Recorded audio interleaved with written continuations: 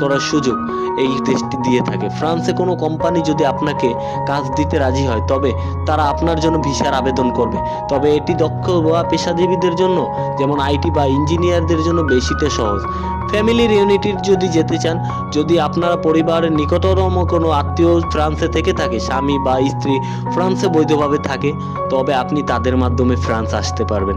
কৃষিকাজের জন্য নির্দিষ্ট সময়ের জন্য কিছু কর্মী নেওয়া হয়, যা মূলত এজেন্সির মাধ্যমে হয়ে থাকে, যেটাকে বলা হয় সিজনাল বা ওয়ার্ক ভিসা। একটি সাধারণ চেকলিস্ট দিয়ে দেওয়া হলো বা আপনার বৈধতম পাসপোর্ট কমপক্ষে 6 মাসের মেয়াদ থাকলে, যেখানে ফ্রান্সের দূতাবাস থেকে একটি আবেদন ফর্ম নিয়ে আপনাকে আবেদন করতে হবে। সেখানে আপনার ছবি দিতে হবে ফ্রান্সের স্ট্যান্ডার্ড অনুযায়ী। আর্থিক সচ্ছলতা বা ব্যাংক স্টেটমেন্টে আপনার দেখাইতে হবে যে আপনার স্টেটমেন্ট লাস্ট 6 মান্থে কত টাকা আপনি লেনদেন করছেন। ফ্রান্সে থাকার জায়গার প্রমাণ দিতে হবে, যেমন আপনি অমুক হোটেলে বুকিং করছেন, সেই হোটেলের আমন্ত্রণপত্র আপনার কাছে থাকতে হবে। এবং হেলথ ইন্স্যুরেন্স থাকা মানে আপনার শরীরের কন্ডিশন ওকে আছে।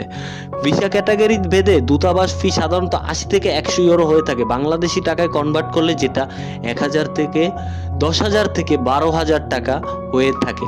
আপনি যদি স্টুডেন্ট ভিসায় যান তবে ফাইল প্রসেসিং বা টিউশন ফি মিলে 5 থেকে 10 লক্ষ টাকা খরচ হতে পারে। বিভিন্ন দেশের ক্ষেত্রে বিভিন্ন ধরনের। অনেকেই অবৈধ পথে লিবিয়া বা অন্য দেশে ফ্রান্সে যাওয়ার চেষ্টা করেন।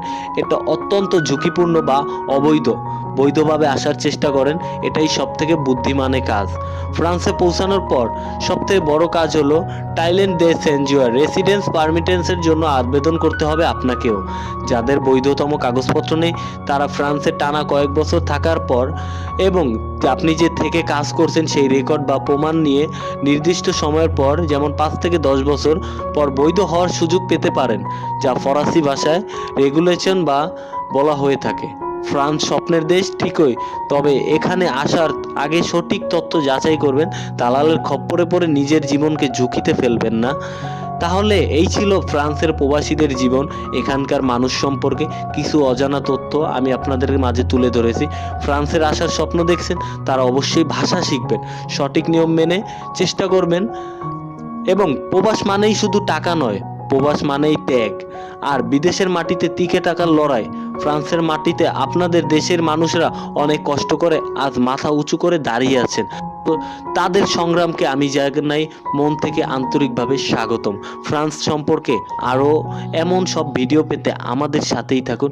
আপনি যদি ফ্রান্স নিয়ে কোনো প্রশ্ন থাকে অবশ্যই কমেন্ট বক্সে বলে যান।